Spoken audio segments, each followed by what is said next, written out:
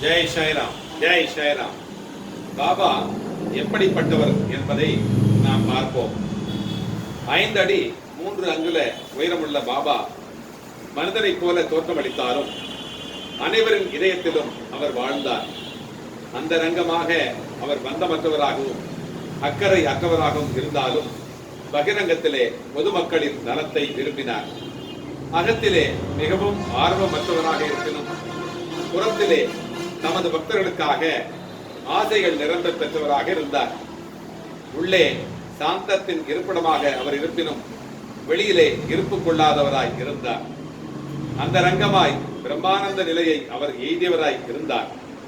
பகிரங்கமாய் பிசாசை போன்று நடந்து கொண்டார். அந்த ரங்கமாய் அவர் அத்வைதத்தை விரும்பினார். பகிரங்கமாய் உலகோடு கட்டுப்பட்டவராய் இருந்தார்.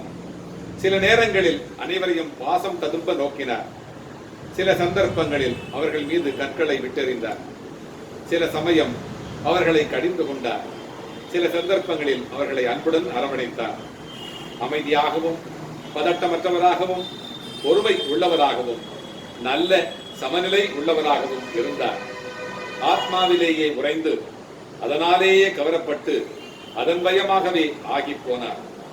தமது பக்தர்களுக்காக செய்ய வேண்டியவற்றை நன்கு செய்து முடித்தார். எப்பொழுதும் அவர் ஒரே ஆசனத்தில் அமர்ந்திருந்தார். ஒருபொழுதும் பிரயாணம் செய்ததே இல்லை. அவரது தண்டம் சிறு குச்சியே ஆகும். அது எப்பொழுதும் தமது கையிலே எடுத்துச் சென்றார்.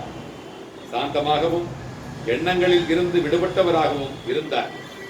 செல்வத்தையும் புகழையும் அவர் லட்சியம் செய்யாது பிச்சை எடுத்தே வாழ்ந்து வந்தார். இத்தகைய வாழ்க்கையையே அவர் நடத்தினார். அல்லாஹ் மாலிக், இறைவனே எஜமானன் என்று அவர் எப்பொழுதும் சொல்லிக் கொண்டிருந்தார்.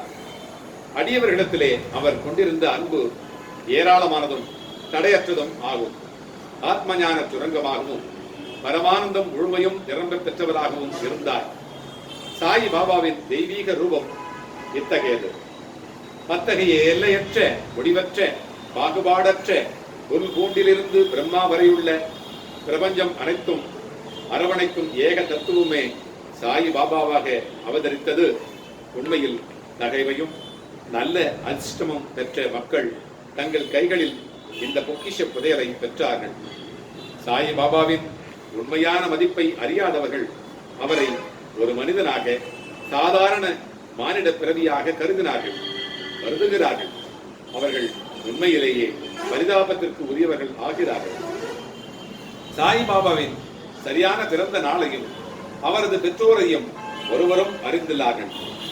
அவரது சீரடி வாசத்திலே இருந்து அது ஏறக்குறைய தீர்மானிக்கலாம். அவர் 16 வயது பையனாக இருக்கும் பொழுது முதலிலே சீரடிக்கு வந்தார். 3 ஆண்டுகள் அங்கு தங்கியிருந்தார். பின்னர் திடீரென்று சில காலம் மறைந்து விட்டார். சிறிது காலத்திற்கு பின் நைஜாம் அவுரங்கபாத்திற்கு அருகில் 20 வயது நிரம்பி இருக்கும் பொழுது தோன்றினார். மீண்டும் சீரடிக்கு சான் பாட்டீலின் கல்யாண கோஷ்டியினிடத்திலே திரும்பினார். பின்னர் தடையற்ற 60 ஆண்டுகள் அவர் சீரடியிலே வாழ்ந்தார். அதற்கு பின்னர் 1918ஆம் ஆண்டிலே மகா சமாதி அடைந்தார். இதிலிருந்து பாபாவின் பிறந்த வருடம் ஏறக்குறைய 1838 இருக்கலாம் என்று கூற இயலும். இந்த பதிவிலே இதுவரை நாம் பாபாவை பற்றி சில அரிய தகவல்களை அறிந்தோம். அடுத்த தகவல்களை அடுத்த பதிவிலே நாம் பார்ப்போம். ஜெய் சாய்ராம், ஜெய் சாய்ராம், ஜெய் சாய்ராம்.